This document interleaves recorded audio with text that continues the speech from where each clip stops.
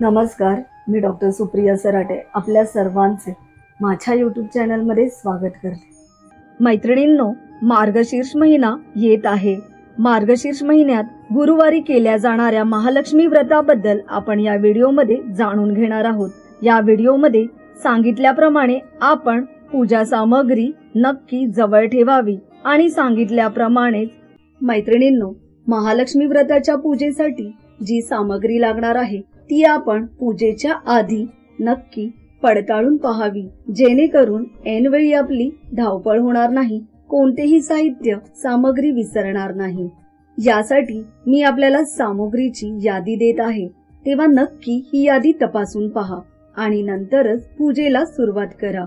सामग्री: चौरंग किंवा पाट, गणेश मूर्ती किंवा फोटो प्रतिमा, महालक्ष्मी फोटो किंवा मूर्ती, एक तामण, पंचपळी, आचमनासाठी वाटी, पेला, तुपाचा दिवा, 5 प्रकारच्या पानांची डहाळी किंवा 5 प्रकारच्या झाडांची पाने, 5 प्रकारची फळे, एक शेंडी असलेला नारळ, 10 विड्यांची पाने, 2 सुपारी आणि रांगोळी, 2 1 रुपयाचे नाणे, घंटी, तेलवातीची समई, एक तांब्या किंवा कलश, रासेसाठी तांदूळ किंवा गहू, हळदी कुंकू, खोबरे, गुळाचा खडा, देवीचे शृंगार करण्यासाठी अलंकार साहित्य जसे मंगळसूत्र, वज्रटीक, हार, नथ वगैरे,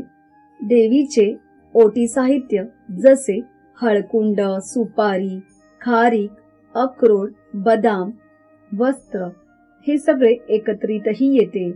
देवीला वेणी, देवीचा मुखवटा, देवीसाठी लाल वस्त्र किंवा चुनरी, कापसाचे वस्त्र, झेंडू फुले, कमळ, दुर्वा, तुलसी पत्र, कापूर, अगरबत्ती, धूप, केळीचे पान गाईला नैवेद्य दाखवण्यासाठी, एक वाटी किंवा ग्लास, पाणी, दूध आणि पंचामृत।